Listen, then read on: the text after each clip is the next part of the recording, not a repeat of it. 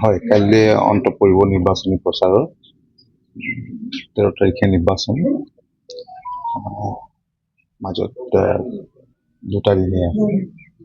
তো ৰাইজৰ উপনিৰ্বাচন যদিও ৰাইজৰ যি সঁহাৰিৰ কথা আমি ইয়াত জানিছোঁ দেখিছোঁ আৰু আমি নিশ্চিত যে ৰাজ্যখনৰ বাকী 4টা বিধানসভা উপনিৰ্বাচনৰ লগতে চিডলি সমষ্টিটো আমি ভালকৈ লিখিলোঁ। ইয়াত UPPLৰ প্ৰাৰ্থী আছে, ভাৰতীয় জনতা পাৰ্টি,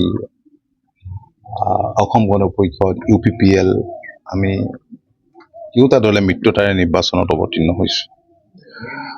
যথেষ্ট ৰাইজৰ সঁহাৰি আৰু আমি অস্বাভাৱিক বুলি ভবা নাই এইকাৰণেই যে ডক্টৰ হিমন্ত বিশ্ব শৰ্মা ডাঙৰীয়াৰ দূৰদৰ্শী নেতৃত্বত যোৱা 3টা বছৰত ৰাজ্যখনৰ যি বিকাশৰ অনুৰুদ্ধ যাত্ৰা ৰাইজ আকৃষ্ট হৈছে, আকৰ্ষিত হৈছে আৰু আমাৰ বিশ্বাস যে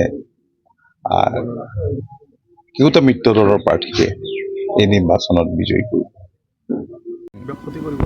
নকৰে যিকোনো এটা দলতে এনেধৰণৰ খুটখাট, অলপ ভুল বুজাবুজি, অসন্তুষ্টি এইবিলাক থাকে। It is a part of the game. দেখা গৈছে যে কালীপুখুৰীৰ সভাত এতিয়ালৈ জনসমাগম মানে সন্তোষজনক হোৱা নাই। এইখনতো বৃহৎ ডাঙৰ তেনেকুৱা সভা নাছিল নহয়। ইয়াততো চুবাই মিটিং হৈছে, সভা হৈছে, তেনে এখন সভাই ইয়াত হ'ব। আমি দলৰ ইয়াত কৰ্মকৰ্তা সমৰ্থক আহিছে, কাৰণ স্থানীয়ভাৱে আৰু বেলেগ বেলেগ জেগাত ইয়াত যথেষ্ট কেইবাখনো মিটিং হৈ আছে।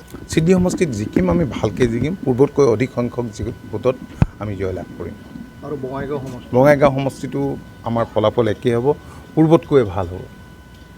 বঙাইগাঁও ৰাইজে অভিযোগ কৰিছে যে পৰিয়ালকেন্দ্ৰিক নাই চাওক, পৰিয়ালকেন্দ্ৰিক মানে আমাৰ দলটো এটা আঞ্চলিক ৰাজনৈতিক দল, এটা আন্দোলনৰ মাজেৰে জন্ম হোৱা এটা দল, আৰু আমাৰ গোটেই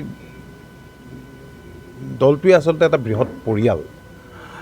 আজি তাত দীপ্তিময়ী চৌধুৰী বঙাইগাঁৱত আমাৰ কেণ্ডিডেট, কিন্তু দীপ্তিময়ী চৌধুৰীক প্ৰাৰ্থিত্ব দিব লাগে বুলি বৰ্তমানৰ বৰপেটা সংসদীয় সমষ্টিৰ MP প্ৰাক্তন সেই সমষ্টিৰ বঙাইগাঁও সমষ্টিৰ বিধায়ক ফণীভূষণ চৌধুৰী ডাঙৰীয়াই একদিনো কোৱা নাই।